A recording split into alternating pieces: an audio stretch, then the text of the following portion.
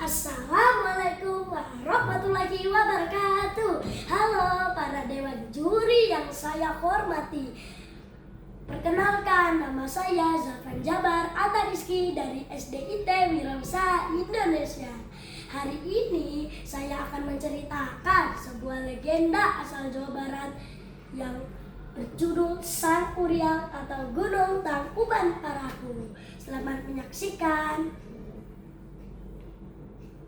Pada zaman dahulu kala, di sebuah kerajaan di Jawa Barat, hiduplah seorang putri raja yang sangat cantik jelita bernama Dayang Sumi. Ia sangat gemar menenun. Suatu hari saat ia menenun dan tenunnya menggelinding keluar rumah, gadis itu berucap, "Dan tenunku jauh sekali jatuhnya. Siapapun yang mengambil pedang tenunku, jika ia perempuan akan kuangkat sebagai saudara. Jika ia laki-laki, ia akan menjadi suamiku." Tiba-tiba datang seekor anjing yang membawakan benang tenunnya. Anjing itu bernama Si Tumang. Dayang Sumi pun terpaksa memenuhi janjinya. Mereka pun menikah.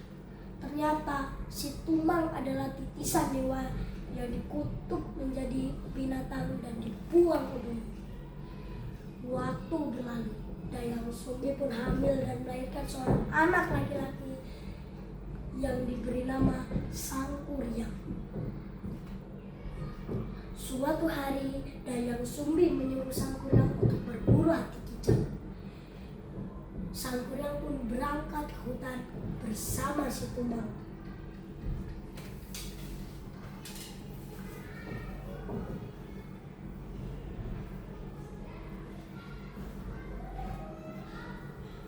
Setelah sepanjang hari berburu, Sang Kuryang tidak mendapatkan hasil. Ia juga kesal karena Si Tumang tidak membantunya berburu. Dengan marah, ia memanah Si Tumang.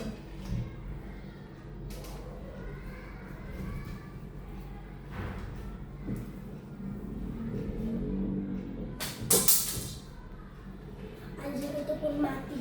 Sang Kuryang mengambil hatinya dan membawa pulang hati Si Tumang, lalu memberikannya kepada Dayang Sumi. Dayang Sumi tidak percaya bahwa hati yang dibawakan anaknya adalah hati rusak. Akhirnya Sang Kuryang mengakui bahwa hati yang dibawanya adalah hati Si Tumang. Betapa murka Dayang Sumi, sampai tidak sadar ia memukulkan dayang yang ia pegang ke kepala Sang Kuryang sampai menimbulkan bekas di kepala anak itu. Sang Kuryang marah lalu meninggalkan rumah dengan perasaan sedih. Dayang Sumi mengasingkan diri.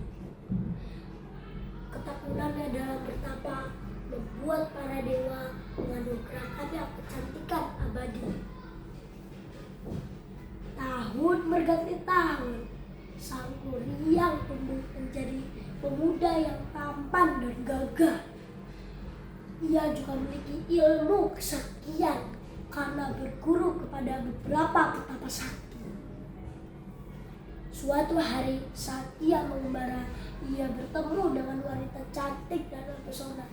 Ia adalah Dayang Sumi. Mereka pun saling jatuh cinta tanpa tahu mereka adalah ibu dan anak. Sang Kuryang pun hendak meminangnya. Ketika mendekati hari pertunangan, Sang Kuryang bermaksud untuk berburu. Ketika ingin mengikatkan kain ke kepala calon suaminya, Dayang Sumi melihat bekas luka yang sama dengan anaknya. Dayang Sumi terkejut dan yakin bahwa calon suaminya adalah anak kandungnya. Dayang Sumi pun segera mencari akal untuk menggagalkan pernikahannya. Lalu Dayang Sumi pun mengajukan dua persyaratan, yaitu membendung Sungai Citarum dan membuatkan sampan yang besar. Sebelum fajar datang, sang kuryang pun menyanggupinya. Sang kuryang meminta para bantuan dari para makhluk gaib sebelum fajar untuk menyelesaikan persyaratan itu sebelum fajar datang. Sebelum fajar datang, sang kuryang hampir menyelesaikannya. Dayang Sumi pun panik, lalu meminta perempuan desa untuk mengumbuk padi.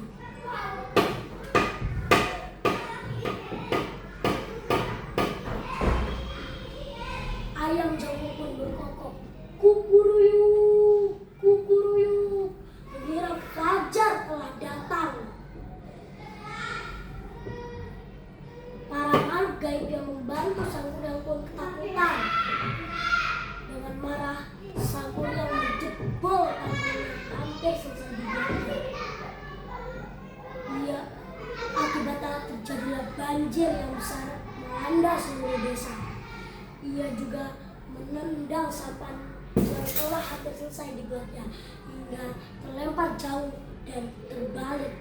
Lama-kelamaan sampan besar itu berubah menjadi sebuah gunung yang diberi nama Gunung Tangkuban Perahu, atau yang artinya perahu terbalik. Nah teman-teman, amanah yang bisa kita ambil dari cerita tersebut adalah bersikap jujur.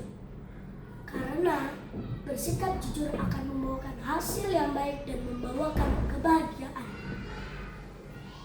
Sedangkan sikap tidak kejujuran akan merugikan diri sendiri dan orang lain. Mohon maaf kurang lebih seperti itu. Wassalamualaikum warahmatullahi wabarakatuh.